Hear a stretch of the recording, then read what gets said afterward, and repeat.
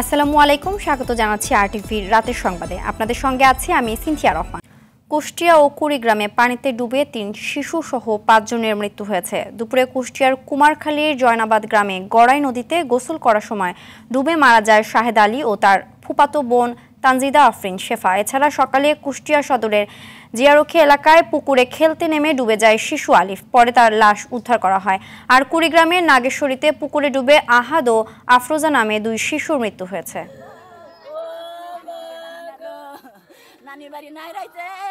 মাদক ব্যবসার সঙ্গে টেকনাফের সাবেক এমপি আব্দুর রহমান বদির 2 ভাই আমিনুর রহমান ও আব্দুর শুক্কুরের সংশ্লিষ্টতা রয়েছে বলে জানিয়েছে পুলিশের অপরাধ তদন্ত বিভাগ সিআইডি। দুপুরে রাজধানীর মালিবাগে সিআইডির কার্যালয়ে সংবাদ সম্মেলনে এ তথ্য জানান সংস্থাটির প্রধান মোহাম্মদ আলী মিয়া। তার পুরো পরিবারের বিরুদ্ধে তদন্ত চলছে জানিয়ে সিআইডি প্রধান বলেন, তাদের 6.9 একর সম্পত্তি আদালতের মাধ্যমে বাজেয়াপ্ত করা হচ্ছে।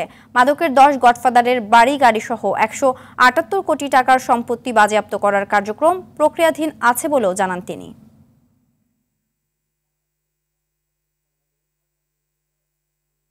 মাদক শুধু ক্যারিয়ার আর ইউজার আর খুচরা বিক্রেতা আমরা ধরবো না, আমরা আইনের আওতায় আনবো মাদকের যারা গডফাদার আছে।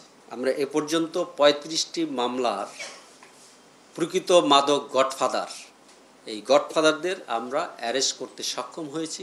শুধু তাই নয়, তাদের ব্যাংক অ্যাকাউন্ট আমরা ফ্রিজ করেছি, তাদের স্থাবর সম্পত্তি, বাড়ি গাড়ি জমি এগুলি আমরা ফ্রিজ করেছি।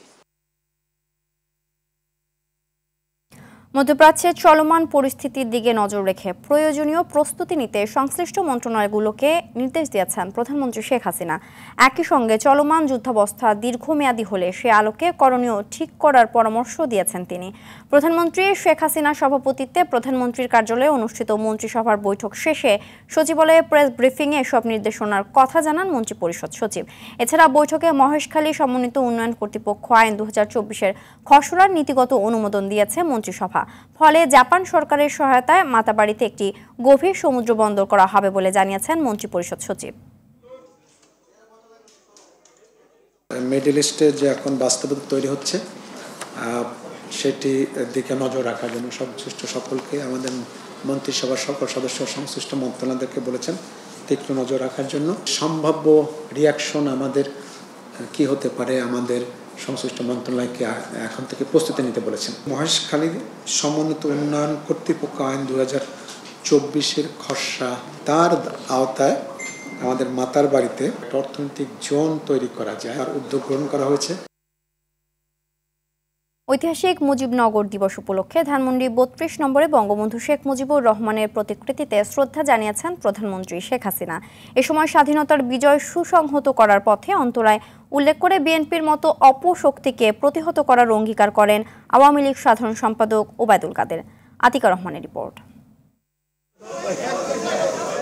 ঐতিহাসিক মুজিবনগর দিবস উপলক্ষে সকাল 7টায় ধানমন্ডি 32 নম্বরে বঙ্গবন্ধু স্মৃতি জাদুঘরের সামনে জাতির পিতা বঙ্গবন্ধু শেখ মুজিবুর রহমানের প্রতিকৃতিতে শ্রদ্ধা নিবেদন করেছেন প্রধানমন্ত্রী শেখ হাসিনা।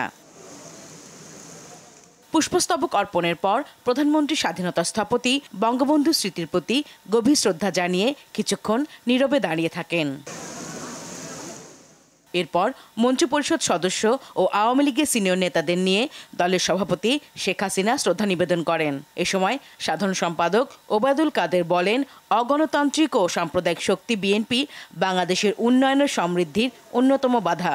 বিএনপি সহ স্বাধীনতা বিরোধী সন্ত্রাসী শক্তি, অপশক্তিকে, যারা আমাদের বিজয়কে সংহত করার পথে প্রতিবন্ধক, এদের আমরা পরাজিত করব, প্রতিহত করব এবং আমাদের লড়াইকে আমরা এগিয়ে নিয়ে যাব। এরপর যুবলীগ, ছাত্রলীগ, স্বেচ্ছাসেবক লীগ, মহিলা আওয়ামী লীগ সহ আওয়ামী লীগের সহযোগী ও ভাতৃপ্রতিম সংগঠন এবং বিভিন্ন সামাজিক সাংস্কৃতিক সংগঠনের নেতাকর্মীরা বঙ্গবন্ধুর প্রতিকৃতিতে শ্রদ্ধা জানান। এই সময় স্মার্ট বাংলাদেশ গড়ার প্রত্যয় ব্যক্ত করেন নেতারা। আতিকা রহমান, আরটিভি, ঢাকা। জিম্বাবুয়ের নারী ক্রিকেট দলের পরামর্শক হিসেবে যোগ দিয়েছেন ক্যারিবীয় কিংবদন্তি কোর্টনি ওয়ালস। সেপ্টেম্বর অক্টোবরে বাংলাদেশের নির্ধারিত টি-20 বিশ্বকাপে কোয়ালিফাই করতে এ পেসারকে নিয়োগ দেওয়া হয়েছে বলে জানায় জিম্বাবুয়ে ক্রিকেট বোর্ড। নারীদের টি-20 বিশ্বকাপে শেষ দুটি দল নির্ধারণে 25 এপ্রিল আরব আমিরাতে শুরু হবে 10 দলের বাছাই পর্বের খেলা। জিম্বাবুয়ের নারী দল কখনো টুর্নামেন্টের মূল পর্বে খেলেনি। 2022 ওডিআই বিশ্বকাপে কোর্টনি ওয়ালস প্রধান কোচ থাকাকালে সেমিফাইনালে ওঠে ওয়েস্ট ইন্ডিজ নারী দল। রাতের সংবাদ এ পর্যন্ত। সবশেষ সংবাদ জানতে যে কোনো মোবাইল ফোন থেকে 24141 নম্বরে ডায়াল করুন। মধ্যরাতের সংবাদ একটায় দেখার আমন্ত্রণ রইল। ধন্যবাদ সবাইকে।